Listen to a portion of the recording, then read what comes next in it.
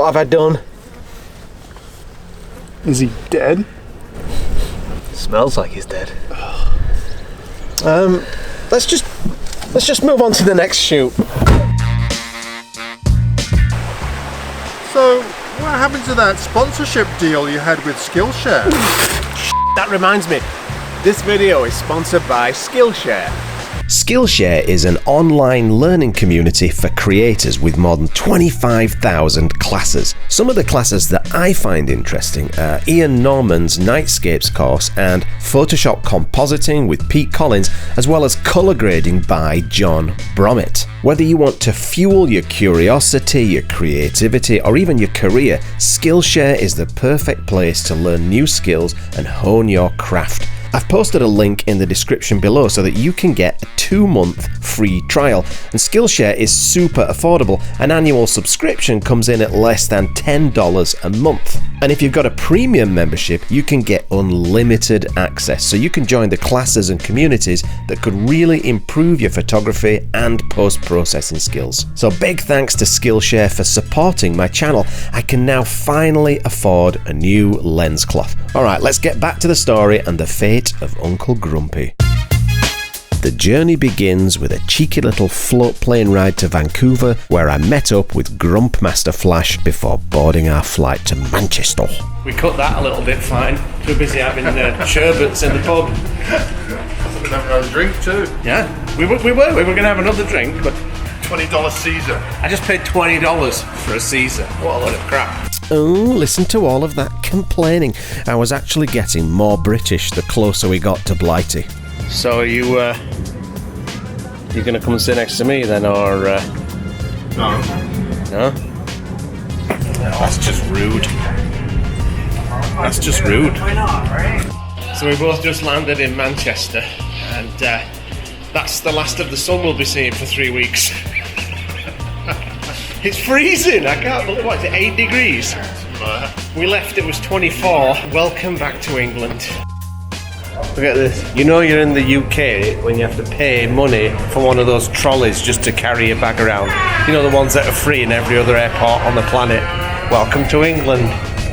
With my complaining over, my spirits began to lift once we crossed the border to Scotland. Lovely misty mornings. We don't get them like that on the island. We don't get misty mornings like that. There's nothing quite as tremendous as a misty morning in Scotland, but my Canadianised brain was confused by our rental car. What am I expected to do with this now? Like, it's stuck on the key. I can't get the key out. But what do I do with it? Is there like a little holder? I guess I just hold that. I let fuel up. It's ridiculous. So it's 5 a.m. on the morning after we arrived in Manchester.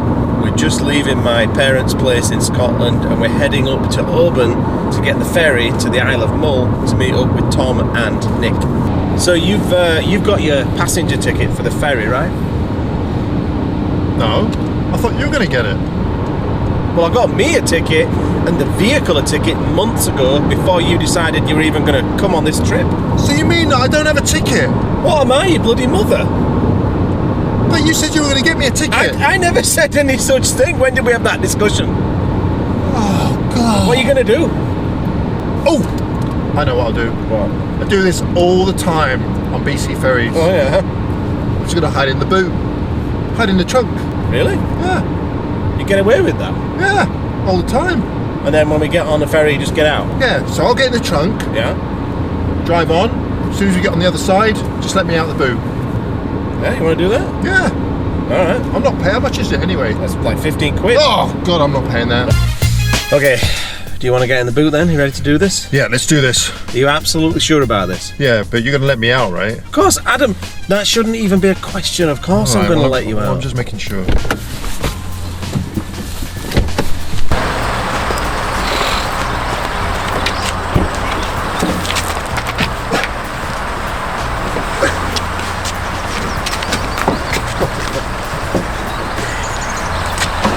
Right, you okay?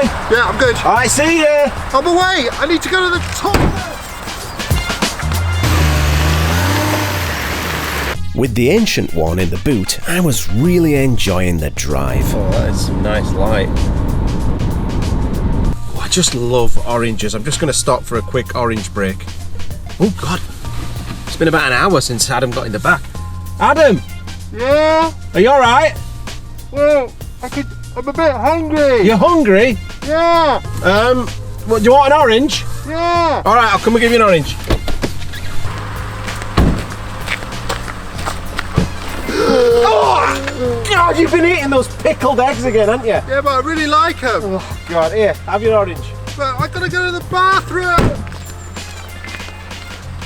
I got back on the road to catch that ferry, but I noticed a really pretty looking bridge, so I thought I'd stop for a quick photo shoot while Adam relaxed in the boot. I knew he wouldn't mind.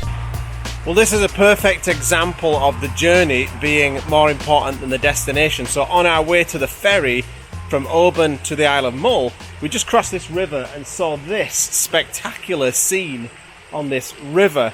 And in my excitement, I did go over a fence that had some barbed wire and I gashed my leg pretty badly. Let me show you this. So I think that might require, at the very least, I might have to go and get a tetanus jab. So here's the very first shot of the entire trip, and it was a lovely unexpected bonus. I just loved that rooty tree that frames the shot of the old stone bridge, and as you already know, I am a big fan of all things mossy and green. I figured I had just enough time to visit the nearest hospital to get that long overdue tetanus jab and still make it to the ferry with a little bit of time to spare. And just like clockwork, I made it to the ferry perfectly on time. I was really looking forward to visiting the upper deck cafe so I could enjoy a nice hot coffee and that wonderful view of the bay. Nice. Oh, I made it on the ferry and the view is fantastic from here. I just can't shake the feeling though that I've forgotten something. I've got my passport, I've got my driver's licence, all my batteries are charged, but something is eluding me. What have I forgotten? Gavin! What are you doing here? What are you doing? What are you doing? What are you doing? In no time at all, the ferry was docking on the Isle of Mull, so I cranked up my tunes and enjoyed the beautiful drive to the pub in Tobermory where Nick and Tom were patiently waiting with a nice cold beer. Cheers. Cheers, man. Cheers. So good to see you after all these months. Yeah, absolutely. So, where's Adam? Oh shit.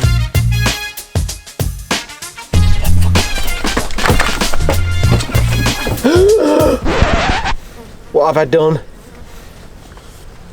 Is he dead? Smells like he's dead. Let's just move on to the next shoot.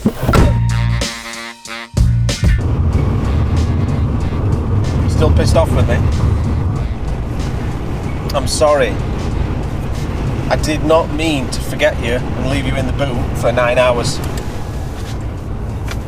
What can I do to make it up to you? Tell you what, I was saving this for later, but you can have me flake. I won't even ask for a bite. I'll tell you what, you like those pickled eggs, don't you? I'll get you a jar of pickled eggs. Oh, I do like a pickled egg. You do, don't you? I do. Yeah. So we're back in business?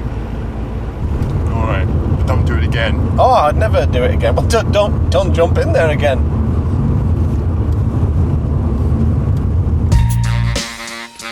So we're here on the Isle of Mull, and Nick Page was just about to drive us to a spot that he showed us pictures of earlier, and it was a really beautiful looking forest. And on the way there, we saw this business. Bluebells everywhere, and these gorgeous, I think they're beech trees, and the way that the light is just streaming into this forest right now is just look at this one tree and that light and those bluebells. It's one of those spots that in the right kind of light it's difficult to get a bad shot, I would think. So even from the road, like I'm standing in the middle of the road now and I've already got a shot, so just look at this. Can anybody else hear what sounds like a wasp's nest? Yeah, I can hear it a little bit. We didn't even have to leave the road to get the best shots, which meant that the bluebells didn't get trampled on. Well, as always with any kind of forest photography, it is that problem of seeing the wood for the trees, but the light kind of reveals to you where you should be shooting. I adore these streaks of light that illuminate these bluebells, but it's trying to find that effect whilst finding a pleasing tree shape that complements that. And that's the challenge. It's quite difficult and the light's changing very rapidly, so I'm just going to move further in and see if I can find something a bit more obvious. But what I might end up doing is using a different lens entirely so that I can get more shallow depth of field to isolate a tree from the background. And those shots are typically very difficult to compose, especially with rapidly changing light, but I think that's what I might have to do. We'll see if I can find something. I was able to capture this image while standing on the tarmac shooting directly into the setting sun, which backlit those bluebells in a very pleasing way. Now, it's actually quite difficult to process images of bluebells because often the colours that come out of the camera tend to look a bit fake because the bluebells are so rich in colour. So for this image I actually had to reduce the colour saturation. Well, I did manage to find quite an interesting shot here. It's one of those windy road shots. I don't know if you can see the curve of that road on this small camera, but I do love that type of shot, especially when there's loads of bluebells on either side of the road and quite interesting trees. And the light's blasting in now from the side. The sun is over there, and that's quite a nice shot. But I'm shooting at a 3x2, but I know with this, I don't need all of this immediate foreground. So I'll probably crop this to a 4x2 and make it look like a sort of a cheetah pano. But I think that's going to work. I have to admit, I'm a bit of a sucker for those curvy road shots or trail shots that show a pathway leading off into the distance. Add to that a gorgeous splash of colour from the bluebells and it makes me just want to walk right into this image. I can just imagine a massive print of this image sitting above your fireplace. Can you? Yeah? You can? Oh well, get in touch, we'll sort it out. Well, what I ended up doing is circling back round to those first couple of trees that caught my eye when I first started looking through this forest. And then I've switched to the 55mm, which gives me a really nice shallow depth of field when I shoot wide open at 1.8. And I've actually tried to compose a 3-shot vertical pano. So I've focused on the bark of the tree, and then I've moved the camera down so that it's taken a lot of frame space is taken up by these bluebells. So I take that shot, I move up the trunk of the tree, take that shot, and then move up the trunk even further, and then you can see the canopy and take that shot. And I'm hoping that those 3 shots will stitch together and give me a nice high resolution pano with shallow depth of field, which you'll know from my previous videos is kind of a thing of mine. Let's see how it turned out.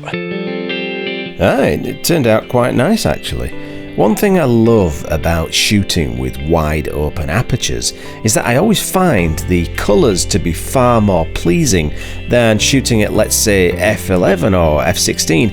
Now, I'm not well educated enough to know why that is, but if you are, please post a comment down below and enlighten me as to what that's all about, eh? So for the second time that day, the journey was bearing more fruit than the actual destination. And with landscape photography, it often pays to be flexible with your plans. If you're heading to a specific shooting location, but along the way you see amazing light and fascinating subjects, well, just shoot that instead. I mean, look at this juicy golden light that's licking the bluebells and the trees. I think you know what just happened. Photogasmic. I love Scotland, but I hate midges. Dude, they weren't really... He said that they weren't biting. So if this is like not even as annoying as they get, I'm worried for our safety over the next couple of days. This is nothing. You can have like 50 on your hand. And I don't know if they bite or if they like excrete some kind of or regurgitate some kind of vomit acid thing, and it leaves these little burn marks. They're f***ing awful. Sound like Too many aliens. movies. Midges. Eaten. Breakthrough. Photography filter. Yeah, it's pretty good photography, I think. Beautiful spot. Oh, the conditions were amazing. Yeah. It's challenging though, right? I think Like it's photography is such a It's serious subject that you can't take it for granted. You know? You can't mess about. It's not fun, is it? No, it's not fun. I think if you try and have fun with it, you kind of ruin it. Yeah. It's And it's all about nature and nothing artificial, just pure beauty. you have to take it serious. Yeah, absolutely. Connection with your inner spiritual goddess. My Exactly. feminine side. Hide in the back. Do it all the time. So, What am I going to do now? So you're telling me that I don't have a ticket? I'm sorry. I thought you were going to get it. As soon as you start pulling a serious face, I'm Oh, I know what I'll do. I do this all the time on BC ferries. I'm sorry. Just imagine you getting in the front of the lineup. Oh, I'll go quickly hide in the back, and that's it. Your van never moves. The ticket booth, there's no one driving. It's a ghost van. Hello. Yeah, they're a pale imitation. So how do they compare to like Fisherman's Friend? Fisherman's Friend are inedible. Well, I quite like Fisherman's Friend. That's why your breath smells of